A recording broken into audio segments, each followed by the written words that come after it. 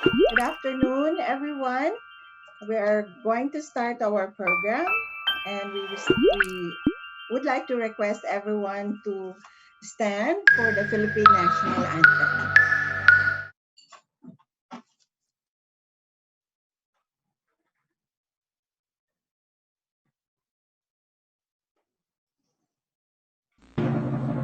Bayang magiliw, pero sa silanganan, alam ng puso, sa dibdib mo'y buhay.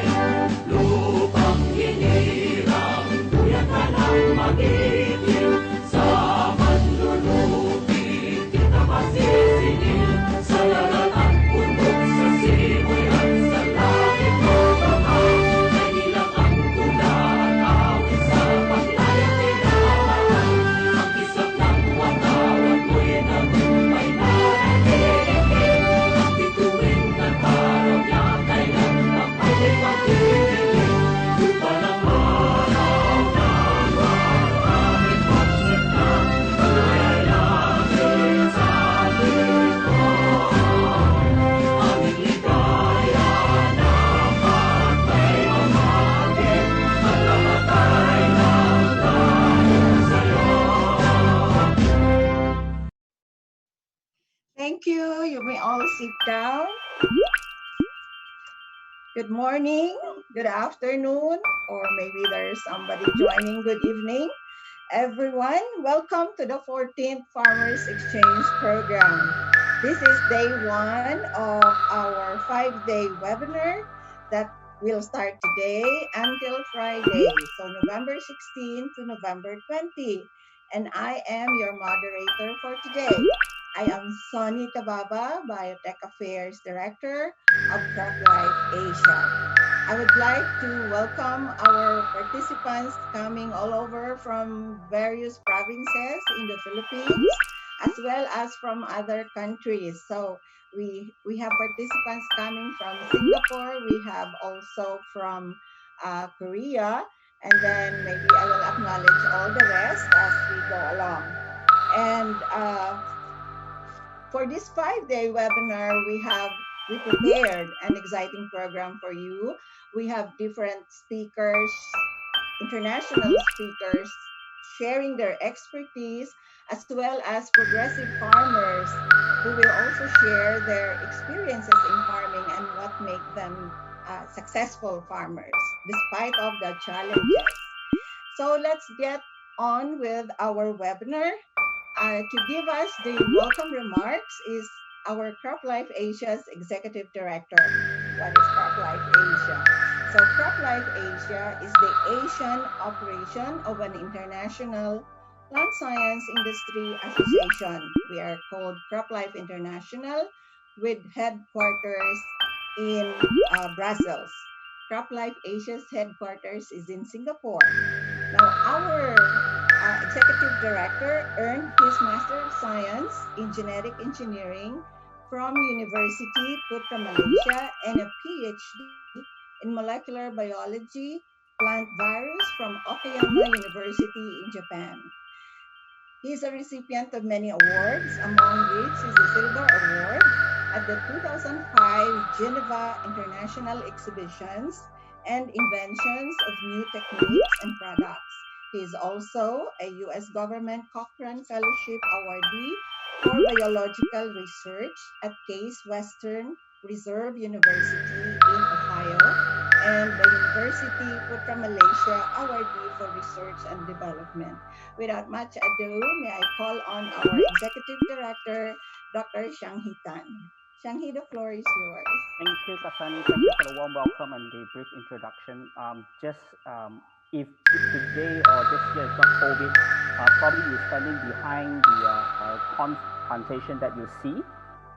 Despite the graduates that you saw, I'm very much a farmer myself. This is the plantation I used to run in Malaysia, 900 hectares of corn farming. This is one of the small projects that I did before I joined CropLife. So coming back is I really appreciate the stakeholders that are on the ground because I have gone through the pain of growing corn and many other agricultural products in the before I joined CropLife. So again, CropLife represents the technology provider. Every year, we put in about $6.5 billion into R&D for both crop protection and plant biotechnology, including seeds and genetics. So agriculture has been our core value and business model for many, many years. So we did everybody, with COVID, we're seeing so much technology that has been moving, etc. Just like today, we have migrated into WebEx and Zoom, but innovation continue to put in the hands and in front of us to adopt. Just like biotechnology, in the farmers with the farmers, we want to bring technology innovations in the arms of farmers, so that we can work closely with regulators, stakeholder, and value chain. And most important, our front runners, the farmers, despite COVID, we can work from home. Between COVID, the farmers continue to bring safe and secure food in the farming environment, and they have faced with so many other threats and challenges. And this is where we, as stakeholders, as developers, needs to come together to make sure that we continue to enable both men farmers, women farmers, whether you're big scale, small scale. The innovation is the core for us to continue to produce under so many challenges, just like climate change, whether it's fall armyworm, whether it's locusts. We're seeing so much challenges, but unless we can come together to bring and enable technology to be delivered in the hands of farmers in a meaningful manner and in a timely manner, we won't be able to continue to support whether it's the Philippines government and etc. to work on poverty eradication, to address zero hunger, and never, last but not least, is also to provide national stability, resiliency in national agriculture GDP. This is where we are today. Post COVID is going to be a very different market, and it's only technology and innovation is crucial for us to ensure that the technology is put in the hands of farmers so that we can continue to produce and secure food for the whole nation. And I welcome all of you to this 1 week of discussion. I'm sure there are a lot of very experienced speakers around, and we're more than happy to share the experience, including people like me who has farmed both. As I said, I farmed in China, in Cambodia, and also Indonesia and Malaysia on a first hand. With that, welcome everyone. Kasani, back to you. All right, thank you. Thank you very much, Shanti. And it's also to acknowledge your unwavering support to make this event a yearly event since 2007. And before I introduce our first speaker, let me just give some points to remember to our participants for the duration of the program. So we have a Q&A box. You can see that at the bottom of your screen. Please type your questions at the Q&A box anytime. Questions will be answered during the Q&A session, and we will also try our best to answer all your questions in the chat box or in the Q&A. And then if we are not able to answer it during the session, then we are going to answer that through your email. And for participants who will complete their attendance in 5 days, you will receive an e-certificate. So the e-certificates will be sent to your registered email address. And then we have a $20 question. What is that? So at the end of the session, we will pose a one question only. And so we want you to stay until the very end of the session. That's a very fun part. Okay. So moving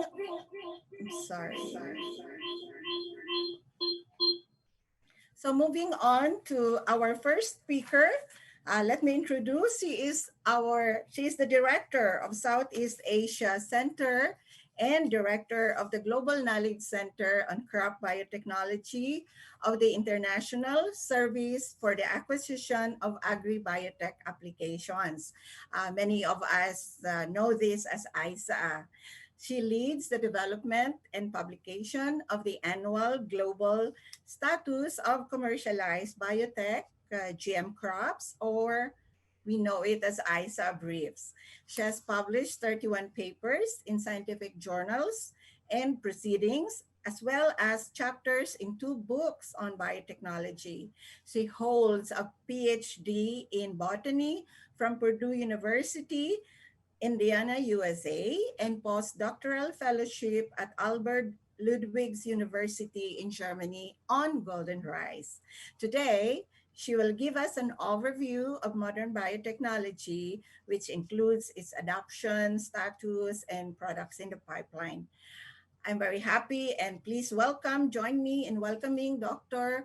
Rodora Romero Aldemita. Dr. Ola? Thank you so much, Sonny. I thank you very much for inviting me over. ISA has been a part of the Farmers Exchange program every year. And of course, this is a very different scenario as we are in a live telecast, a virtual telecast.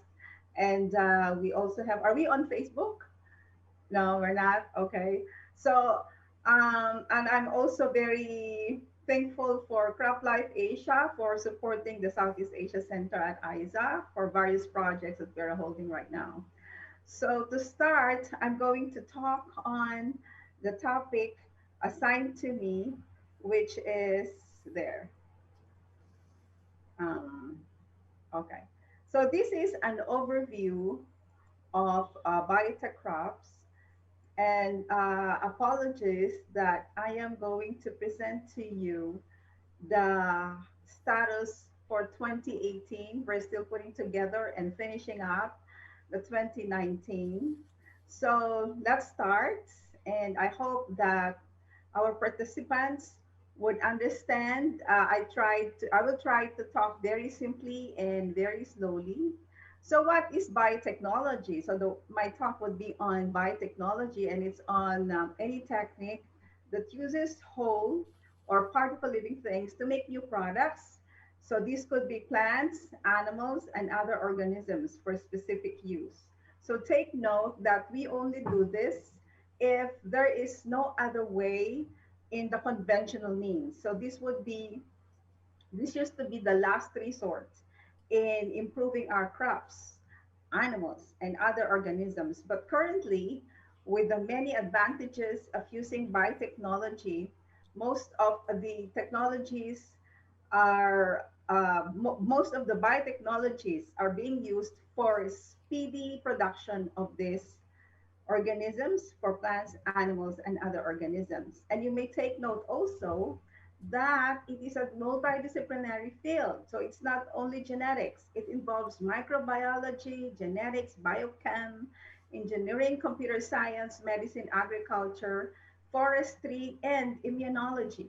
And so during the previous years, many years ago, we were only involved in conventional biotechnology.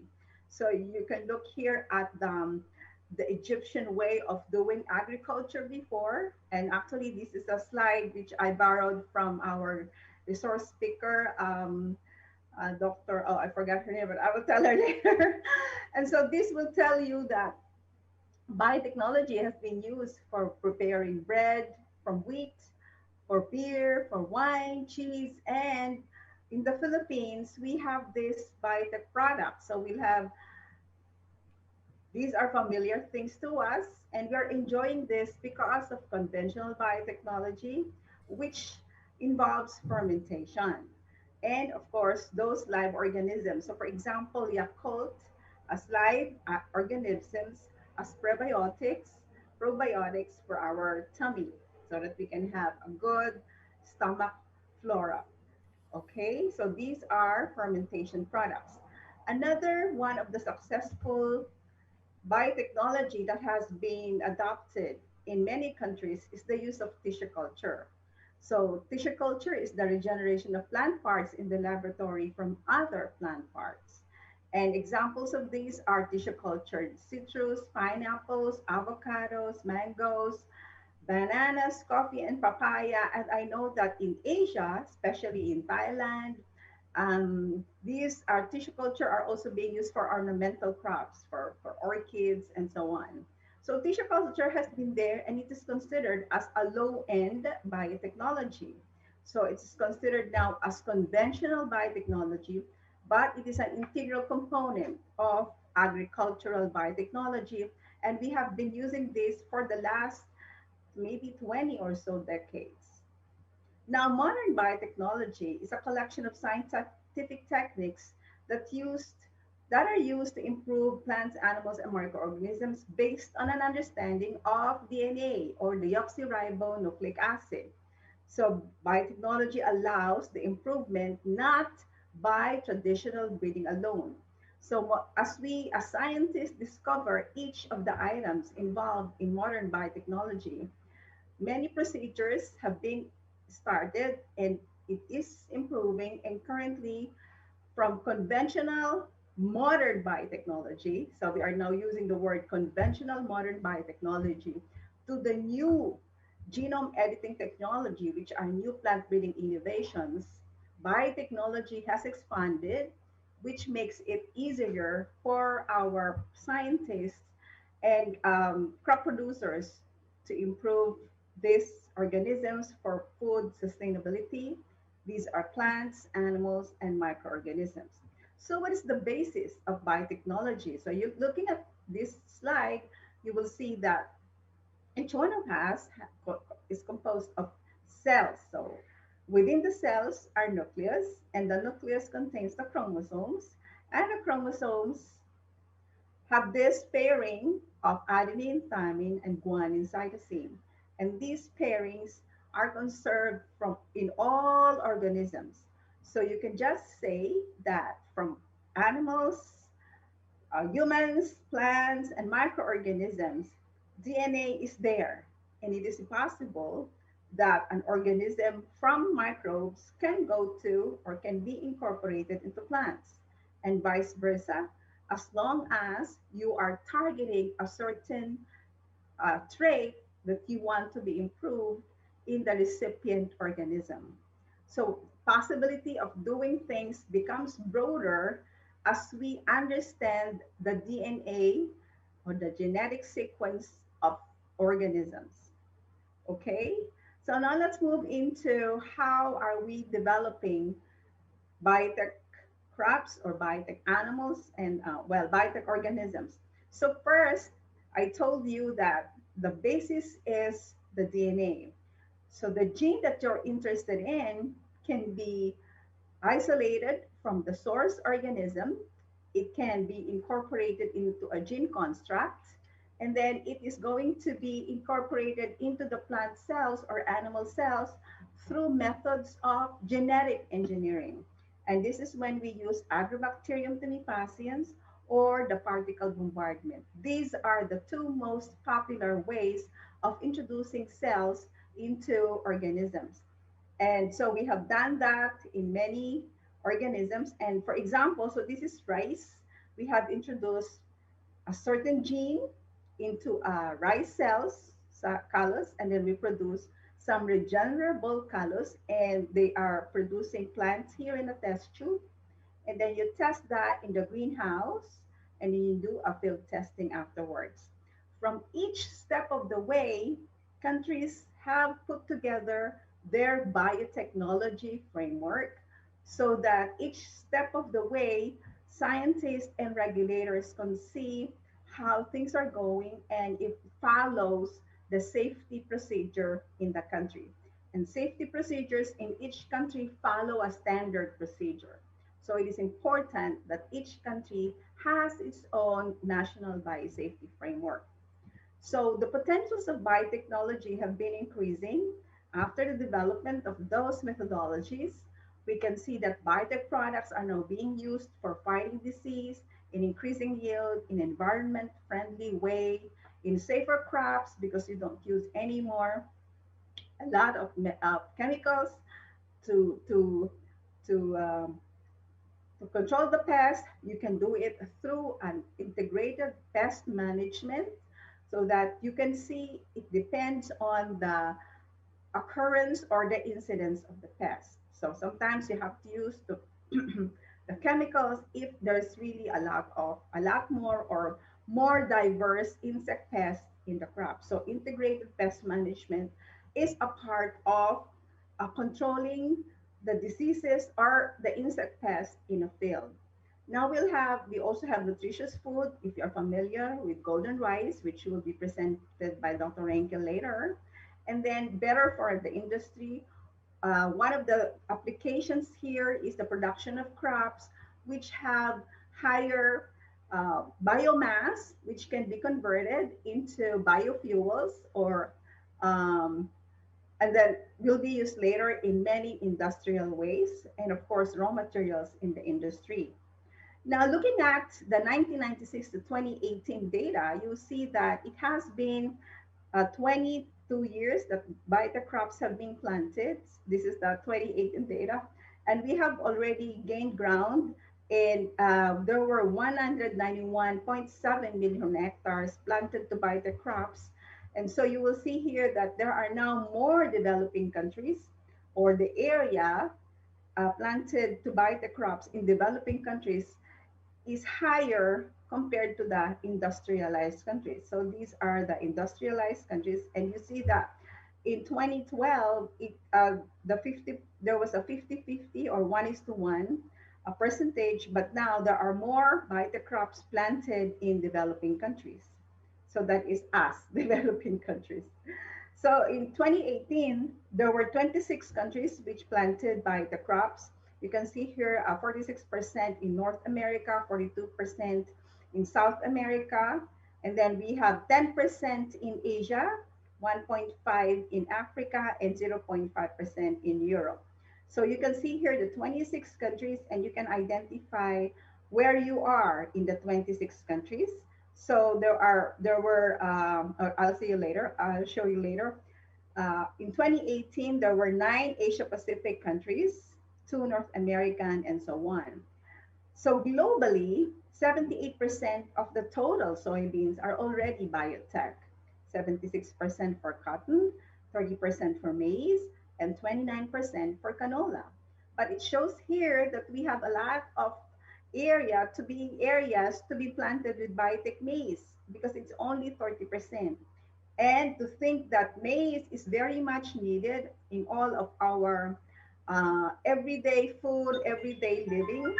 And so it is important that we try and, well, tell our regulatory people or tell our farmers or help disseminate the information that biotech maize can help in supplementing our maize requirements in our countries. So this is what I'm telling about. So there were 9 planting countries and 8 importing countries in the Asia Pacific. So you can see your countries there. The 9 planting ones are here. They are colored green. So we have China, Vietnam, Philippines, Indonesia, Australia, Myanmar, Bangladesh, India, and Pakistan. And the importing countries or regions are these countries. So all in all, the Asia Pacific region has been adopting crops, and Indonesia was the latest addition to the group of planting countries. Now, in terms of crops, it is still biotech soybeans, which is leading, and it has retained its 50%. Um, do I have time? Yeah. It has retained its 50% of the global area. And then we have followed by maize, cotton, and then canola. And so ISA, if you would like to see the current activities in terms of approvals, you can see that we have a ISA GM approval database, and the US has the most number of approvals, and maize has the largest number of approved events, and herbicide tolerant corn or maize has the most approvals. So this has been updated, and you can check whether your country is represented in this GM approval database, and you can help us if we are reporting it correctly also. So now let's move at how we are expanding by the crops. So before we were only producing these major crops like corn, soybean, cotton, and canola, but globally we have already extended to potatoes, eggplant, alfalfa, and apples. So these are the areas which are cultivating these food and feed crops, and reports will show that they have increased in 2019. So in 2018, these were the new crops and traits planted. So we have in Brazil, insect-resistant sugarcane has been planted, and then it's a best solution to cane borer.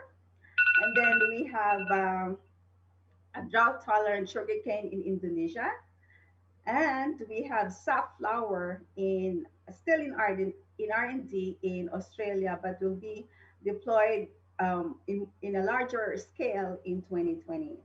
These are still the biotech crops and traits in the pipeline. So we have rice, golden sorghum, drought tolerant wheat, delayed ripening papaya is still being delayed. We have this in Fusarium wilt and Sigatoka and Bunchitop resistant and beta carotene enriched bananas in Africa. And we have pigeon peas in Africa, as well as mosaic and brown stick resistant cassava, ongoing trials in Africa. And then we have biotech crops and traits more. We have beta carotene enriched potato. This is still being done. High yielding and drought tolerant soybean, chestnut blight resistant tree in the US. Yeah, late blight resistant potato. There are still many initiatives on this because late blight potato is a very devastating disease in Europe and the US. And we have citrus greening resistant citrus. So to end my talk, we are still looking at biotechnology as an important component to meet increase by 50% the food demand by 2050. These were papers published in 2019, and this was, I think, 2017. And the FAO has highlighted the importance of biotechnology because in our area, in the Asia Pacific region, we still have problems on population growth, aging, especially in our farmers, climate change, agricultural productivity, and all of these are still there. So biotechnology is still a very important component of meeting these problems. So with that, thank you very much. And this is an old slide, should be brief 54. And thank you very much. And please put your questions in the Q&A box. See you later. Thank you very much, Dr. Aldemita. You just said what I am going to say to type in your questions in the Q&A. We are actually now in our Q&A portion. So I see a question in a Q&A. Uh, well, it records here. It says here from it's no longer there. Okay. So here is another question, Dr. So, Ola. Sunny, Um, I oh, um I answered that question, and I don't know whether I should have or not, but please check it. If you look in the answered questions part of the section there, okay. I'm okay, very happy I see you now, Dr. Rinky. yeah, Okay. So, okay. Thank you very much for answering that question from one of our participants. I'm not very sure if I think from Pakistan, but let me just use this a mm, little time to greet our participants. We have participants coming from China, from Korea, from Taiwan. We have from Pakistan, from Thailand, Australia, and Indonesia. So we have a diverse group of participants this afternoon. So here is a question, Dr. Ola. Um, there is golden rice and BT eggplant. Are there other public sector products very near to commercialization? In the Philippines, of course, Dr. Renki is going to talk about that. For the BT eggplant, we're still moving on. And with the current situation of COVID, there should have been trials of delayed ripening papaya and BT cotton. So those are the four public sector biotech crops in the Philippines, pipeline in the Philippines. In the different countries, there are very many diverse ones. So, for example, in India, there are so many vegetable crops that are being genetic or improved through biotechnology, genetically engineered ones. In Indonesia, we have late blight resistant potato. And we also have golden rice, and there was abidi eggplant also. And then in Bangladesh, we have several. We have cotton, BT cotton, and potato also, late blight resistant potato and golden rice.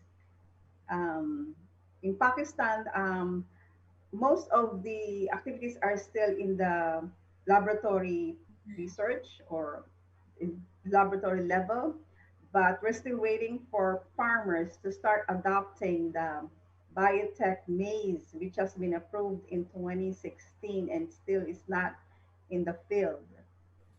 For China, China is leading in research, but of course, it's different when you go to commercialization. There's a lot more problems, sort of. Still is tricky that over there in China. So, but research there is very good. Have I missed anything? Oh, Myanmar. Myanmar, they are looking at cotton. Of course, they have BT cotton, and they would like to diversify their source of resistance to Mhm. Lepidopterus insects. And then they also are interested in commercializing maize and soybean, but research is still not there. Take some water. Sorry. Thank you very much, Dr. Ola. I have here a second question, but since it refers to a question is about the golden rice, so we will park that question. Doctor, I think comes from Dr. Nippon. We'll park that question after our speaker uh, after our golden rice speaker, which is very timely. Okay, thank you so much. Let us all together thank Dr. Rodora Romero Aldemita for this very instructive presentation. And without much ado, may I move on to our next speaker. He is a senior scientist and rice breeder, the biofortification lead of the Healthier Rice program of the International Rice Research Institute, which we all know to be known as ERI. He is from Australia and spent much of his career developing rice varieties for the rice industry in New South Wales and Northern Victoria. He has a particular interest in developing highly productive varieties while matching grain quality with market requirements. His current focus is making rice more nutritious through biofortification using conventional plant breeding to improve zinc content and transgenic approaches to improve zinc, iron, and vitamin A content in rice. Today, he will talk about the golden rice experience, the status of the golden rice research. Let us all welcome Dr. Russell Rinke. Sir, the floor is yours. Thank you. Thank you very much. And so to all of the participants this year, welcome. And I sincerely apologize that we can't be meeting face to face due to the current circumstances. But anyway, let me go through my presentation, and I encourage you to ask any questions that you might have at any point, and obviously I'll deal with them as and when I can when I finish the presentation. But my name is Russell Rinke, and I'm the lead for the Healthier Rice project at ERI, and together with our partners in the Philippines and in Bangladesh, so that would be PhilRice in the Philippines and the Bangladesh Rice Research Institute. Our work is aimed at improving the nutritional quality, the nutritional value of rice. And the first thing that we're doing there is through the inclusion of beta carotene in the milled grains. So that's primarily what I'll be talking about. And that's why we call it golden rice, because when we make that change to the rice, the grains become a golden color, and that's due to the carotenoids that are being produced in the grain. So my background, though, is very much in conventional plant breeding. And for very close to 30 years, I was working in Australia developing new varieties of rice for the New South Wales rice industry. So I can clearly see the benefit of both aspects, okay? You need conventional plant breeding to assemble high quality genetic backgrounds, in other words, varieties that will perform well in your particular area.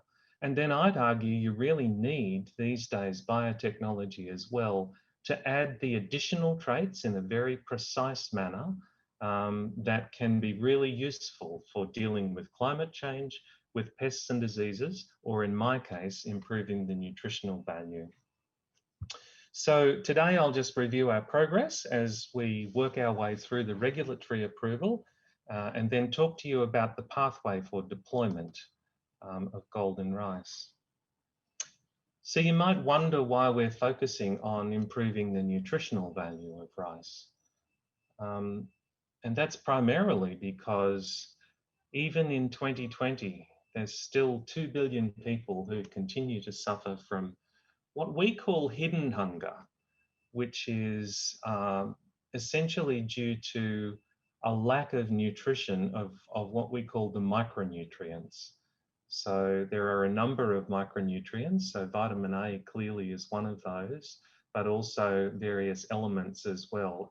Iron and zinc are another couple, and then there are various other vitamins as well. So it just astounds me that in this day and age, there's still so many people who suffer from micronutrient malnutrition, and an even greater number who simply don't have the resources to be able to afford a healthy diet.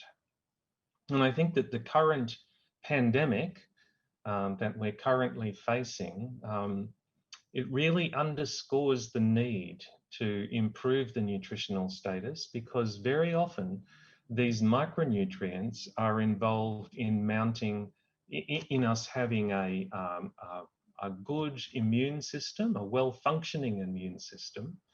And of course, that's critical for facing some of these diseases. Now, I'm not arguing for a moment that that even those of us who have adequate nutrition, if we haven't been exposed to the disease before, then clearly we have no sort of immunity to it.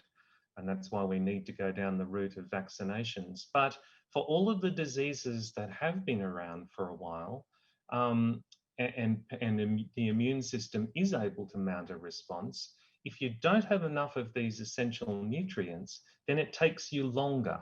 And so there's a huge amount of suffering because people don't have adequately functioning immune systems that then take longer to fight off various diseases. So if we are to provide good nutrition globally to all of those who need it, then there clearly needs to be good policies, and I would argue a series of interventions as well. So special things that we can do to improve nutrition. And there's a global panel on agriculture and food systems for nutrition that is calling for a transformed food system for the future. And that's the way they define it, is to say that this is a food system that can provide support through relevant policies, government policies, nutrient-rich staples, and I'm going to read this off the screen here, that are available, accessible, affordable, and desirable for all. Now that's a big call, but I think that's absolutely critical to make inroads into this ongoing, this intractable problem of people not having enough nutrition. So there are a lot of different approaches to address micronutrient deficiencies, and I'm here to tell you today that all of these have a lot of value. Firstly, I would really personally love to see everyone have access to balanced diets, because dietary diversity is one of the key things that enables you to actually have enough nutrient to meet all of your needs. There have been various interventions and approaches to improve the rate of breastfeeding, which is really important for early childhood development. There has been a lot of work on providing specific supplements to address particular nutrient limitations. Also food fortification. So in other words, adding in something, and I guess one of the classic examples of that would be adding iodine to salt. And that's become a very widespread fortificant that has dealt with the difficult problem of iodine deficiency. And the last on those lists, and on that list, and I would argue perhaps the most recent, is biofortification. And that's where we simply build in the improved nutrition into the variety. So let me explain in just a little more detail about what ways that we can actually use biofortification. So it is simply the process by which the nutritional value of crops is improved through either, and it can be through agronomic practices, it can be through conventional plant breeding where that works, or we can take the approach of using modern biotechnology as well.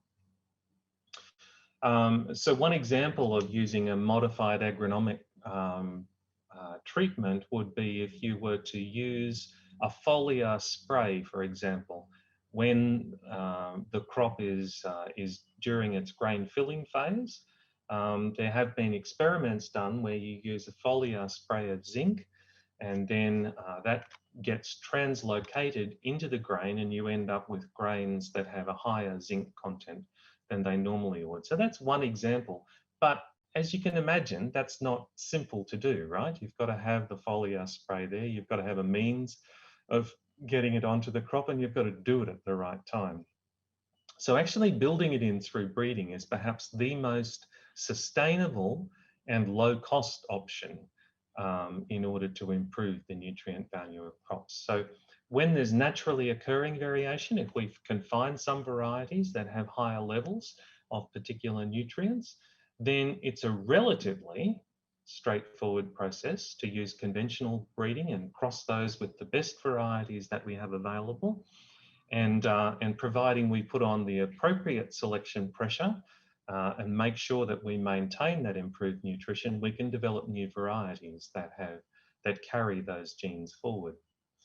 But if such variation is not present, and that's true of beta-carotene in rice, so there's no known rice variety that actually puts beta-carotene or carotenoids in the grains. So in this case, we had to take a different approach, and we actually had to use biotechnology to transfer additional genes into the rice in order that it would produce the carotenoids in the grain for the health benefit.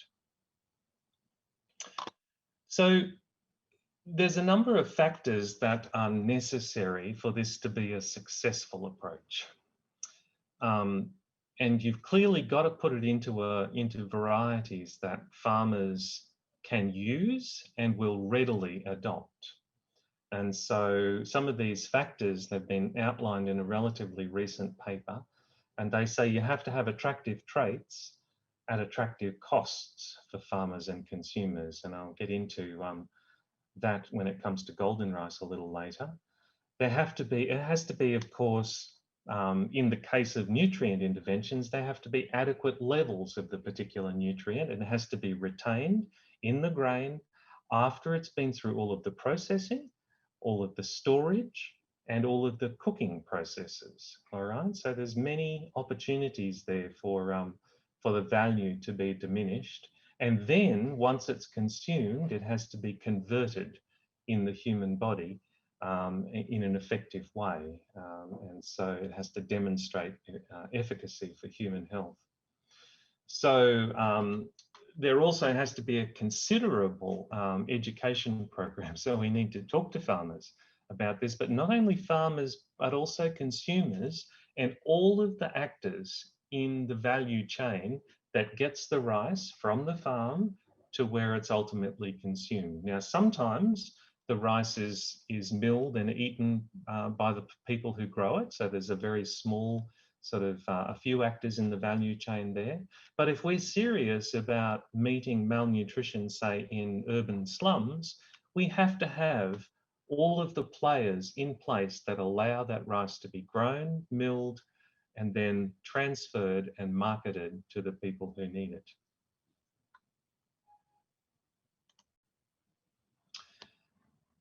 Some people ask whether a rice-based solution makes sense. And I think the answer is fairly straightforward to that. And of course, in countries where rice is a staple part of the diet, because it's eaten, in significant quantities and with a lot of frequency, if we can make even tiny changes, it can have a huge impact on human health. So if you look in the Philippines, for example, many households spend almost a third of their daily food cost goes on rice. And it's a huge part of the daily diet. If you're a Filipino, you know that very well. And it's true of many other countries too, okay, where rice is part of the diet. And I'm particularly aware of what it's like in Bangladesh, because on all of my visits there, when I have a meal with people, I'm presented with a plate with a mountain of rice on the top, much more than I'm used to eating. So, of course, with such a high proportion that is spent on purchasing rice in the diet, it's even more exacerbated when in poorer households where they have fewer resources, and you often find that that it consumes a much greater proportion of the income of the poorer people.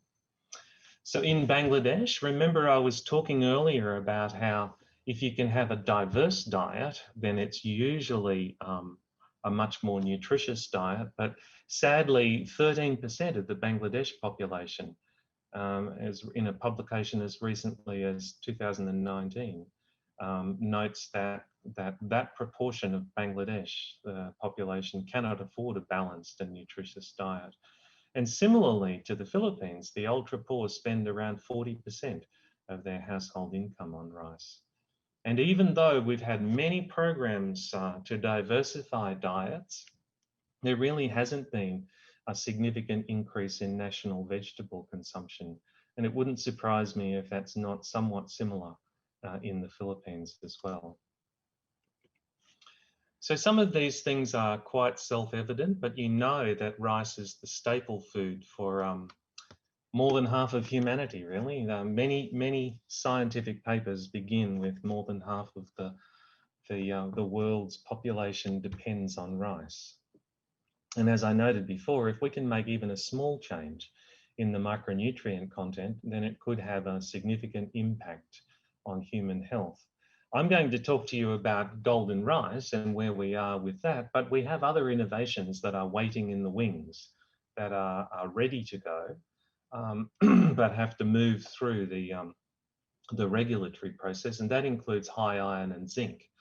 And what we find is that many times when the population is suffering from one micronutrient deficiency, very commonly they're suffering from multiple ones at the same time. And we find that iron and zinc and also vitamin A are often co-located geographically. So our aim is to put all three of those together ultimately into one variety and deal with all three deficiencies.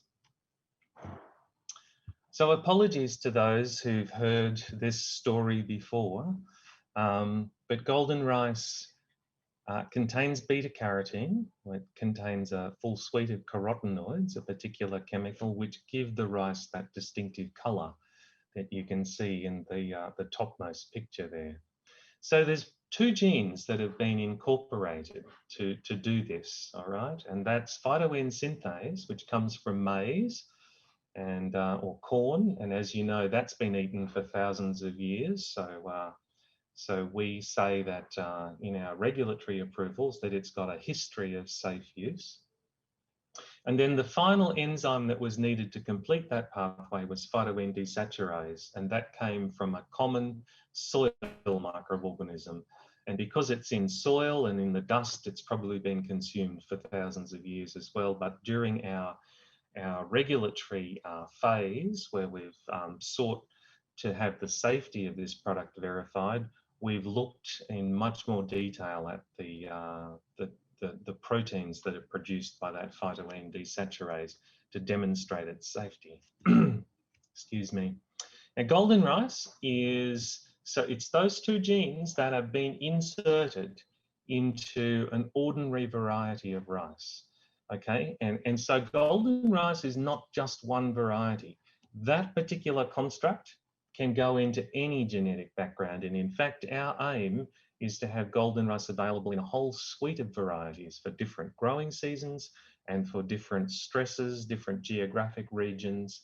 But of course, we've got to start somewhere. And so we've chosen common varieties to go into in the Philippines and in Bangladesh. Our aim is to provide 30 to 50% of what's called the estimated average requirement, and I'll explain to you exactly what that is in this next slide. So an estimated average requirement is a population-based measure. So if you look on the screen, you can see in the top left-hand side, there's a normal distribution. And all that represents is a population of people, and it looks at the levels, the individual nutrient requirements. So in other words, for a particular nutrient like vitamin A, some people will have a lower requirement, some people will have a higher requirement, but most people will be right in the center of that. And so the definition of estimated average requirement is that it's that midpoint of the distribution where you look at what levels are needed in a particular population, okay? So that's the estimated average requirement, and the recommended daily allowance for a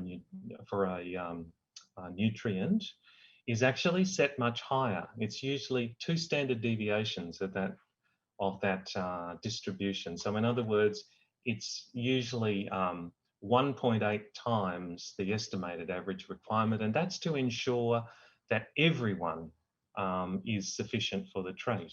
In that initial distribution there, you can see that when you put the line right in the middle, the 50% of the population to the right of the line is sufficient for that nutrient, and 50% on the left does not have enough of that nutrient for their requirements.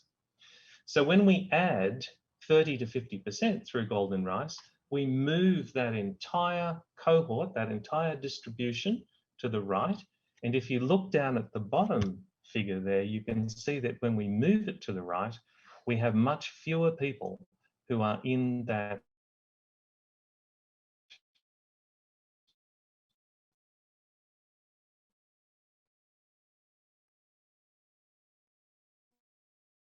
at-risk category where they don't. So golden rice has been a long time coming. Can I just confirm that I can still be heard?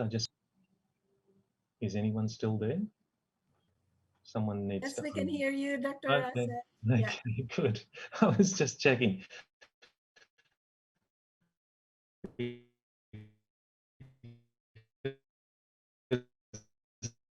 I wouldn't want to be talking to myself. What we're up to with golden rice, and for those of you who've heard of it before, it's been. I guess that if I were to summarize, I'd say that's just because the process takes a long time. Okay, science has to work. Science has to generate, you know, some of these constructs. We have to test them. Sometimes they don't work quite the way we want, and we go back to the drawing boards. So part of this delay is all about getting the science right.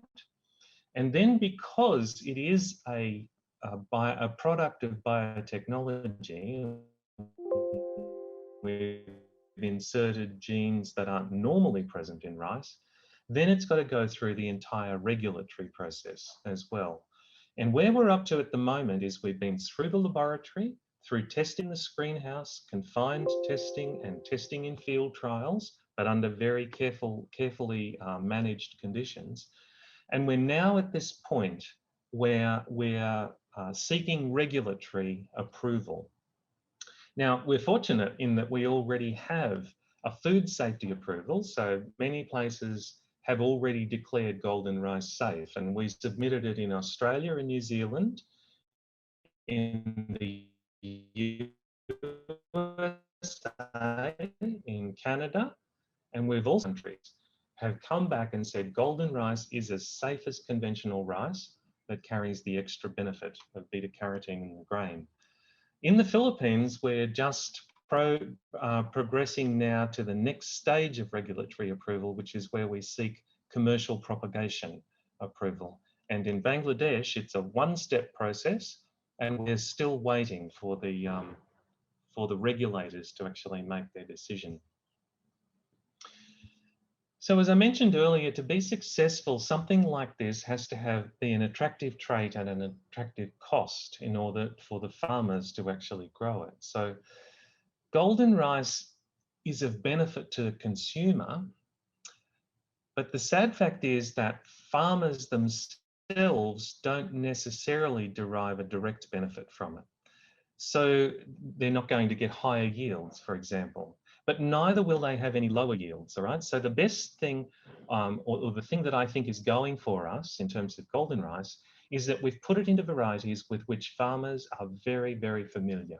So these are varieties that they know and love. So BR29 in Bangladesh, and it's going into a range of varieties in the Philippines. And for the farmer, they don't have to do anything different. They grow the rice exactly as they've always grown the rice. And, you know, according to our testing, they will get exactly the same yields. It'll flower at the same time. Everything will be just the same, except that the end product will carry additional health benefits. So we're confident that we can provide the 30 to 50% of the estimated average requirement, which is what our aim is. And we'll be asking a partner organisation, completely independent of us, but at an arm's length from us, to do an evaluation and feed it to people and measure the actual impact. A very powerful argument. In particular for governments to use this as an ongoing intervention to achieve their nutrition targets. In terms of farmer and consumer uptake, we have a big job in front of us. We need to educate not only farmers, but we need to educate consumers. And at the moment, we're really educating policymakers and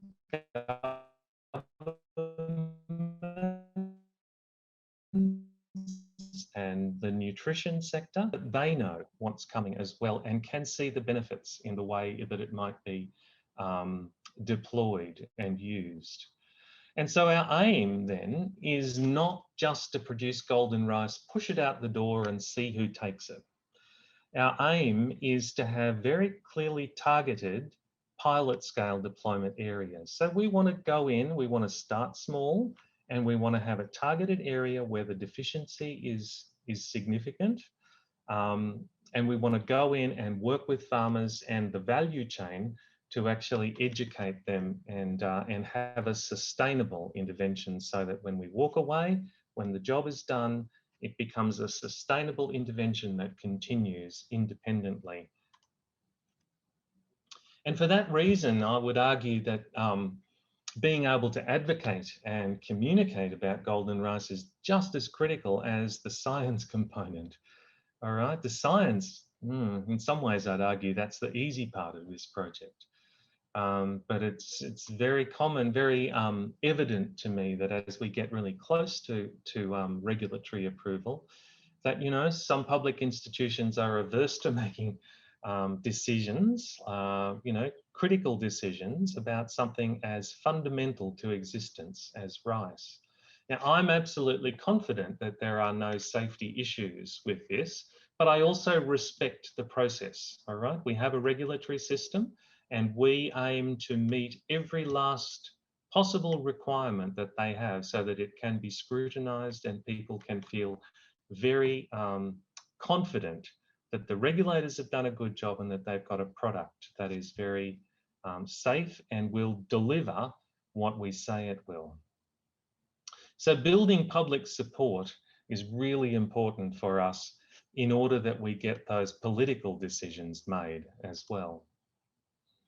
And of course, ultimately, we'd really like to shift the dialogue away from talking about transgenics and genetically modified organisms, because while it is that, right, I think the experience, as Dr. Ola has said, you know, these crops have been grown now for 22 years. There are millions of hectares and there has not been one incidence of any harm that has been done by these crops. So I think the time has really come to move away from this sense that there is danger. I still agree that whilst ever there are strict regulatory systems in place, we absolutely have to follow those and meet all of those requirements. But let's not for a moment think that there are real safety concerns. Obviously, you know, communications is really critical to all of this, to getting the marketing and pricing and new partnerships to ensure a sustainable intervention. And I think my time is well and truly up. So I'll finish with this quote here, which is from Michelle Obama. So it's a bit out of date, I'm sorry, but I really like the fact that she focuses on having basic nutrition for children and speaks about actually achieving their potential, because in the end, nothing is more important than ensuring that that all of our children, wherever they are, developed or developing countries, can achieve their potential. And for that reason, I always finish my talk with these beautiful children from Bangladesh and the Philippines to remind us that this is in fact the end goal of making our rice more nutritious. Thank you, and I'm sorry if I went over time. Thank you very much, Dr. Renki, for this very enlightening presentation, walking us through the biofortification strategies. It's not just all about transgenics, but there are other tools, and also walking us through what the Golden Rice Project, what is it now, and still the hurdles to do. And it's good, it is moving. The permits for biosafety approvals for food and feed and processing have been secured, not only in the Philippines, but even from Australia, US, and Canada. This is really a very good progress for the project. Dr. Renki, we have some questions for you. Yeah. We have a question here. How is the bioefficacy of beta-carotene in golden rice compared to the equivalent in supplementation and natural sources? How is the effects of high temperature during cooking on beta-carotene in golden rice? So there are two questions there. Sure. So just very quickly, in terms of bioefficacy, of course, that's a study that is yet to be done, but earlier work indicated that golden rice, the beta-carotene in golden rice was absorbed with great efficiency. So if I can just get technical just for a moment, in green leafy vegetables, you often need lots of units of beta-carotene of the order of something like more than 20 to 24 units of beta-carotene to produce 1 unit of retinol, which is the vitamin A compound. Whereas with golden rice, the prior work indicated that you only needed 3.6 units of beta-carotene. So it's converted very efficiently and effectively. It equates actually to having vitamin A in oil. So it's a very, very highly effective way of delivering delivering vitamin A, sorry. And how is the effect of high temperature during cooking? Well, the truth is that not only during milling and storage and parboiling and cooking, there are all opportunities for loss. And we've done a lot of measurement looking at the rate of decline over time during storage, but also during those processes as well. And in the end, the total loss during parboiling and cooking is around 30% of the total. And even after we account for all of those, we can still meet our target of 30 to 50% of estimated average requirement. That's very good because I think a lot of us are thinking what happens when you cook. So it's good to know that there is the bioavailability is still there. I have one more question for you, Dr. Sure. Renki. So we talk about public sector products and this golden rice developed by SIGIR in partnership with local research institutes. So the question here is that how do you envision public-private partnership as you move towards the commercial cultivation? That's a really good question. We think that there may well be a role for private organisations in the seed increase and seed production phase. And we would like to golden rice into the hands of farmers. I think it's highly unlikely that there'll be significant private interest in producing the crop because, as I said, it doesn't actually yield any higher. It produces exactly the same yield as existing varieties, but carries added benefits for the consumer. And our aim is not to have that on the market at a higher price than anything else, because that would absolutely defeat the purpose of getting it to those people who really need it, who are often the ones who have fewer resources. So it's very important to us that it becomes available in the marketplace at exactly the same price as the rice that most people normally eat. So I think there are opportunities for the private sector involvement, perhaps in the seed increase phase, but I think less so in the actual production phase. Thank you, Dr. Renki. I still have two more questions, but I think I will just read it. And so I'm happy to you answer can these. answer one I'm time. happy to answer these online as well, just by typing the answers. Okay, you need to move on. Yeah. All right. Thank you very much, Dr. Renki. For our participants, please, Dr. Rinky promised to answer this. So wait for a while for Dr. Rinky to answer your questions. Okay. So thank you very much, Dr. Rinky. All right. Okay, thanks. Okay. So here we would like to move on to our final speaker for today.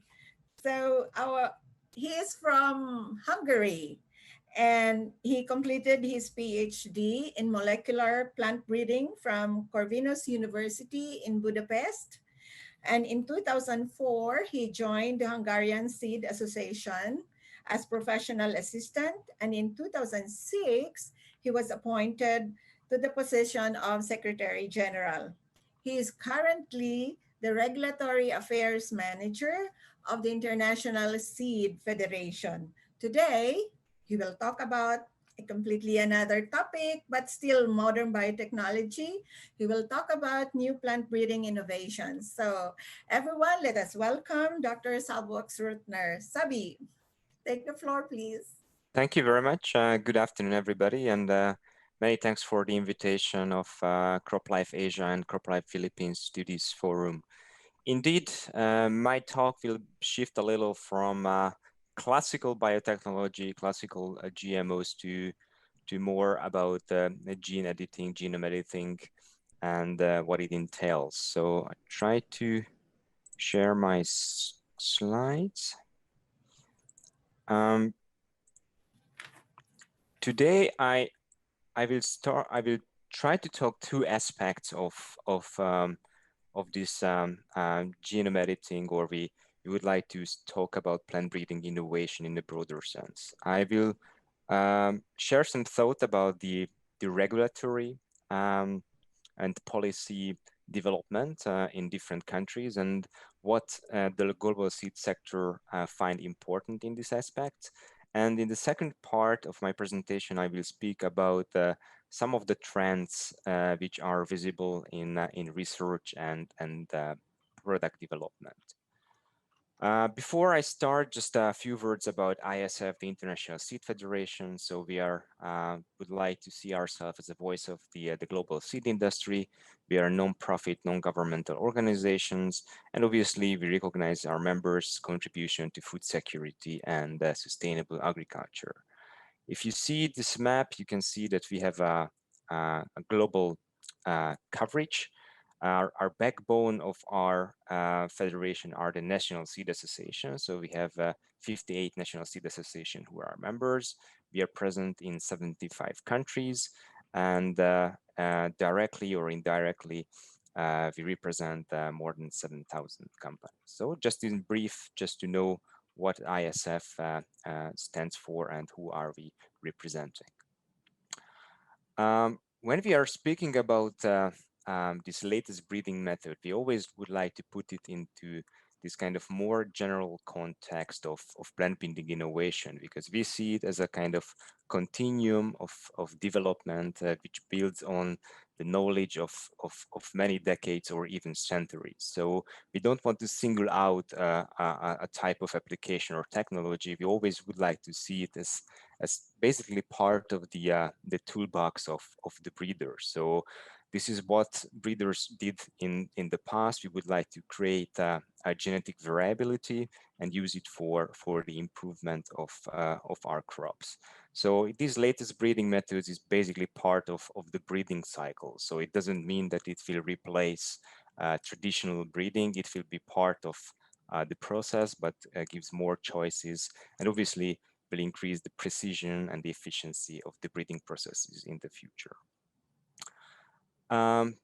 Like for everything, every new technologies, the regulatory framework or the public policy has a huge impact on it. Because when we are speaking about the latest breeding methods such as genome editing, it's a I wouldn't say it's a cheap technology, but it's obviously widely accessible for many part of the stakeholders. So what it can make it an expensive undertakings if there's a high and overly high regulatory burden. So in that case, it will limit the access to just to some large companies, and also limit the utilization for high value crops and for a limited number of trades. So obviously we would like to avoid it, and therefore the industry right from the beginning was argued and advocated for clear and science-based government policies, which facilitate the innovation and collaboration, and obviously which is consistent across economies, because in the end we are living in a global economy, especially in the trade of agricultural goods, not just seeds, but all the commodities deriving from the seeds. So this was very early on agreed in the global seed sectors that it's essential and it's key for I would say the wide access and use of genome editing technologies. Early on, again, we agreed on our basic approach. So you see highlighted here are underlying principles. So since the beginning, we have said that plant varieties developed through the latest breeding methods, such as genome editing, for instance, shouldn't be differently regulated if they are similar or indistinguishable from varieties that could have been produced through earlier breeding methods. So just to translate it to simpler terms, we said that something which could have been produced by traditional meeting, crossing and selection, or targeted mutagenesis, or random mutagenesis, I mean induced mutagenesis with chemicals and radiation, it shouldn't be regulated differently. So it shouldn't be regulated as the other classical biotech products, GMOs. They should be regulated as traditional conventional products. And this is what ISF and together with our National Seed Association, we try to um, advocate and outreach in different governments of the world to have this kind of common understanding and the same principles for policy development and regulation in different countries. Obviously, I cannot go too much into the details because I have a relatively limited time frame here. So I won't go to the details of the regulatory view of different countries. I would like to give you this kind of a brief overview that how is today the picture from the policy developments around the world. Um, with dark green, you see the areas where there's a regulation in place. So there's an adopted policy on latest breeding methods, and such as genome editing. And I think the best example is, and we see a very good alignment in the Latin American countries. So basically, they have a system when they see the products on a product by product basis. And the trigger of the regulation is the novel combination of genetic materials. So basically, if the product created by genome editing doesn't contain foreign gene, but it works in the gene pool of the crop, these new varieties are exempt from the biotech regulation of these countries. We have similar positive approaches in Australia. It's not as comprehensive as in Latin American countries, but some um, products, especially the SDN1 type of products, are excluded from the biotech regulation. The same true for Japan, and also in in the United States when just went through a kind of modernization of their regulatory framework, but in the US as well, certain products are exempt from the GM regulations. There are some countries in light green where are positive developments. There are no formal policy placed in yet, but hopefully it's gonna be will take a similar direction as in the countries I mentioned before. We have two good examples in Africa, in Kenya and Nigeria, and hopefully Philippines will join this bunch of countries. We have absolutely good news from developments in the Philippines with the regulators and the talks between the academia, industry, and regulators. Obviously, we have a bunch of countries here. You can find in yellow where this discussion are already started, but we don't know the direction yet. So obviously, industry and academia are working to have a allowing and supportive type of policy decision, but we don't know yet. So there, the things are still a little bit unclear and under discussion in these countries. And at last but not least, obviously, we have some red areas where so far are restrictive decisions, namely the European Union and New Zealand. What is common in those two areas that in both cases, this is the result of a legal interpretation. So these are not a political decision of a new policy. Basically, this is the legal interpretation of the current regulatory frameworks in these areas, which means that it shows that the current regulatory framework obviously is not adequate for this new type of products. So in both countries, the discussion are still take place, partly because the current regulatory framework is basically not enforceable. So there are problems how to enforce it. So there are still hope, and especially in the European Union, there are good hopes that this can take a positive direction in the future. It will take some times, especially in the European Union. Things are not happening super fast, but we have good hopes that things will positively change in the future. In the second part, I will speak about new developments. What are in the pipeline? What type of products can hit the market in the future? It's relatively difficult to tell now because there are not so many. Actually, there is one product we are sure that on the market. This is a high oleic soybean in the US. All the rest, we have information, and basically one of the best sources and most comprehensive information is to check what are in the scientific publications. Obviously, this information have a couple of limitations that even the identified market-oriented studies feel not sure that they will be marketed because from the scientific publication, you don't have indication on this.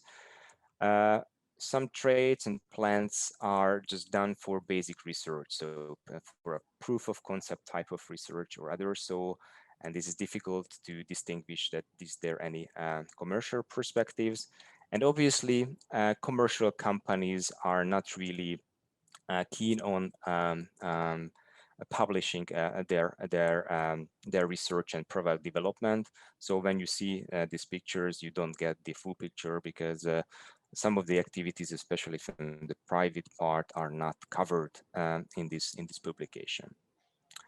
But if you just try to look for what is available in different journals, scientific journals, you can get obviously a lot of publication where gene editing is used in some crops. So these are the crops where the most hits you can get if you try the search function. And obviously rice, you can have more than 800 results, 800 publication with genome editing up till now. It's not a surprise because obviously rice is one of the model crop when researchers are testing their concepts and try to do some basic research. So obviously these are not all for commercial release.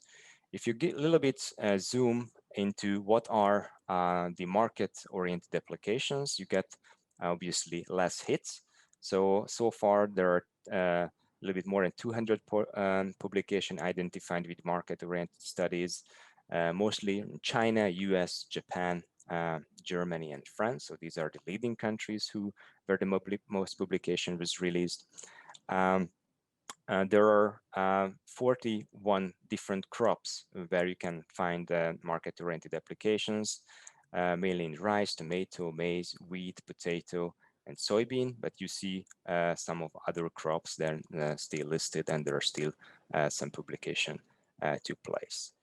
What is also interesting to see the target of the application, and most of them are related to improve the agronomic value of the crop and the food and feed quality and biotech stress tolerance. So these three account more than 70%, more than 80% basically for the um, um, applications using genome editing. So this is something we can learn from the publications. The other indication is the so-called MI regulated process in the US. I said in the beginning that they have changed the regulatory framework. So today they have a different type of approach, but until August, there was possibility to check with the regulators the products with made by genome editing, whether it's considered GM or not.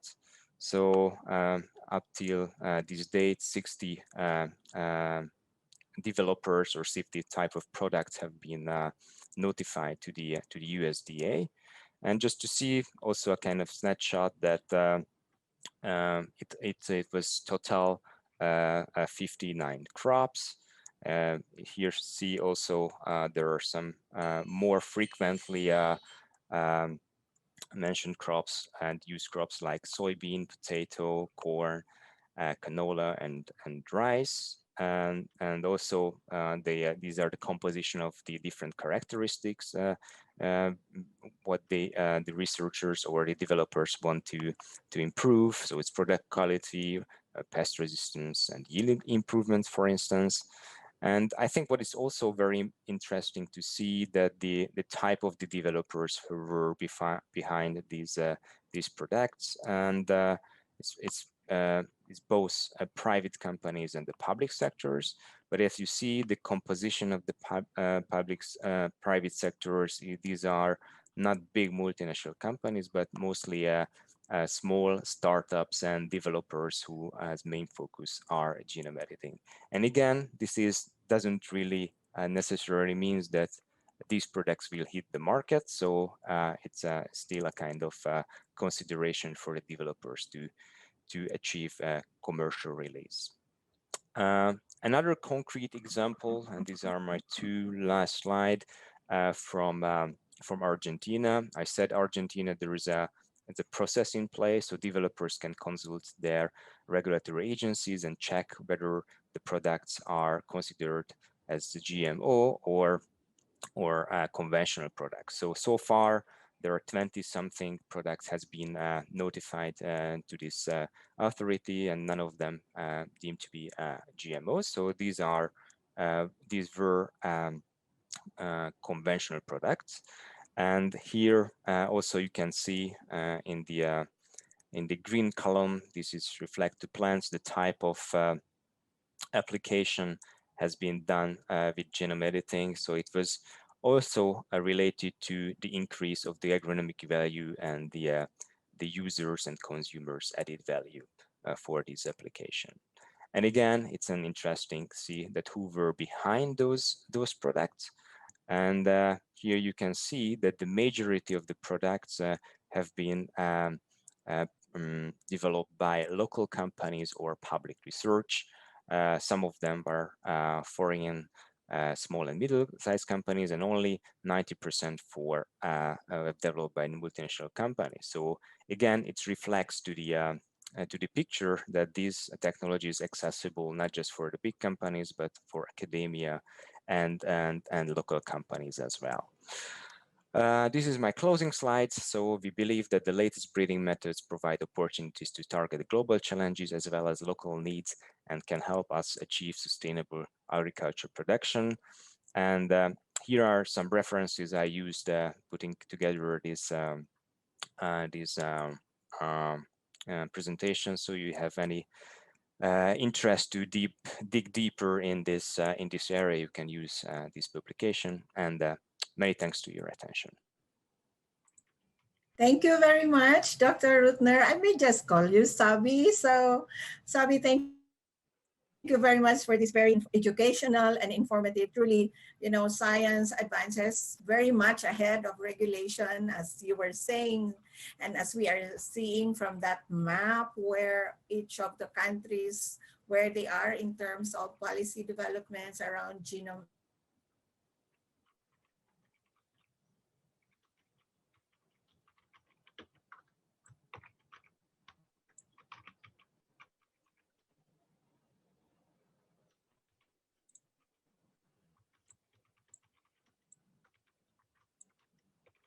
I don't hear you, Sunny. I don't know, but it's with my connection or. Hello, can you hear me, Sabi? Yeah, I hear now. For a moment I lost your voice, but I can hear you now. Yeah. Exactly. Yeah, me too. So we are trying to work this out.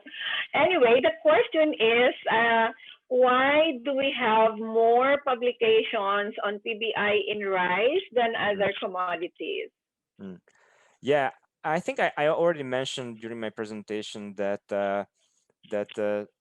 many publication it's not intended for product development, and as far as I know, I never worked with rice, so I think Dr. Rink have more information, but what I know that rice is a model crop for this type of research. It has a relatively small genome compared to other Gramineaceae species, which are sometimes tetraploid and so forth. So it's more difficult to work with. So this is the main reason that rice has been mentioned many times, because this many occasions this used for a proof of concept type of research.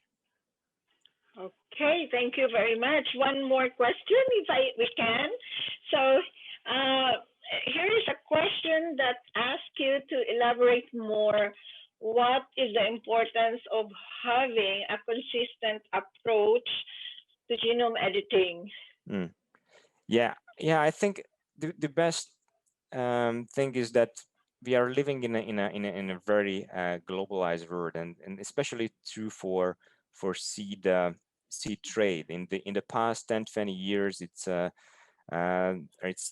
quadrupled the international seed trade. So even if you get a nice regulation in your country, obviously is not enough that that you can utilize fully the technology, because then you will always have a threat that if it's considered GMO is in the other countries and this product is traded globally, what will happen if these products enter in the country where is the jurisdiction that is regarded as GMO? So then you can all have all the complication about testing and advantageous presence and low-level presence and all type of regulatory problems, which obviously can decrease the appetite for developers to commercialize products before having a full understanding of the whole regulatory framework globally. And if it's not positive, it's of course it's not an encouraging thing for them. And it's not just for the seed trade, but same for the grain trade. So for predictability, you need a consistent and aligned regulatory framework globally. That's for sure. Thank you. But since we still have a little bit of time, Sabi, here is a question which says, we have advances in transgenic to genome editing. The advances in genome editing right now, the research, they get a lot of public sector investments in R&D, leaving a little bit or less investment to other plant breeding tools. What's your opinion on this? I don't think this is I wouldn't see as a kind of competition between different methods. It's obviously and this obviously depends on the regulatory outcome. This is something which is accessible for broader range of stakeholders, and obviously I didn't want to mention, because it's not really the case at the moment, but genome editing could be used as a technology to create transgenic crops. So it's possible. So it's another tool in the toolbox of the breeders, which makes possible to have more precise and efficient changes on the plant's genome that was case in the past. So, and it depends on the purpose and the objective of the research product, that what type of tools in the end the breeders will use in their breeding project. So it's not a competition of different tools. Yeah, we definitely don't see it. We would like to have, and this is our mission, to have access as many as possible, and which can enrich the breeders' tools for the future. Thank you so much for that very insightful answer, Sabi.